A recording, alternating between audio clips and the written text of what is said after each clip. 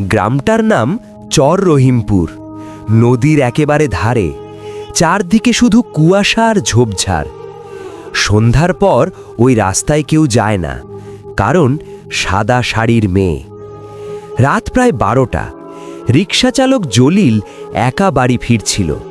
হঠাৎ কুয়াশার ভেতর সে দেখতে পেল রাস্তায় কেউ দাঁড়িয়ে, সাদা শাড়ি, লম্বা চুল সামনে ঝুলে আছে।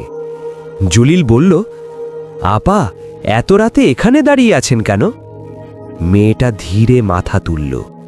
মুখ নেই, শুধু দুটো কালো ফাঁকা গর্ত। রিকশার চাকা তখন আর ঘুরছিল না। জলিল দৌড়াতে চাইল, কিন্তু পা নড়ছে না। কানে কানে একটা ঠান্ডা ফিসফিসানি, আমাকে বাড়ি পৌঁছে দাও, নদীর ওখানে। হঠাৎ চারপাশ অন্ধকার, জ্ঞান হারালো জলিল। সকালে লোকজন তাকে পেয়েছিল নদীর ধারে।